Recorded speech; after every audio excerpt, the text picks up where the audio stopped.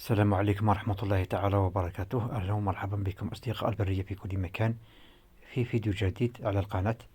وفي هذا الفيديو إن شاء الله راح نتعرفوا على ميزة جديدة موجودة في تطبيق جوجل ماب للآيفون والأندرويد، وهي ميزة مفيدة جدا. مثلا على سبيل المثال، هذا هو تطبيق جوجل ماب. مثلا إذا رحت وبحثت على هدف معين، مثلا احنا نبحث على مسجد أول نوفمبر بباتنا، دوك يدينا مباشرة لمسجد كما راكم تشوفوا، مسجد أول نوفمبر بباتنا.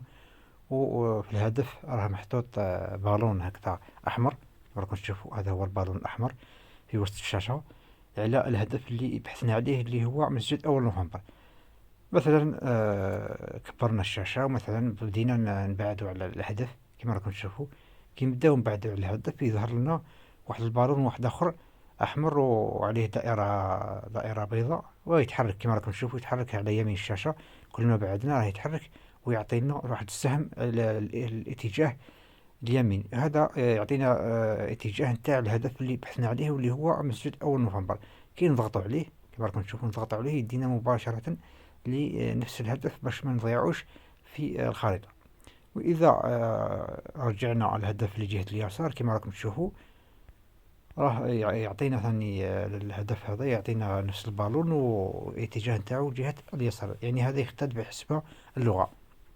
كما راكم تشوفوا كل ما طلعنا ولا هبطنا راح نفس البالون راه يتحرك كما راكم تشوفوا، حتى نرجعوه للأعلى ونرجعوه لليسار راه يعاود يجي دائما يبقى يتبع لنا في الهدف.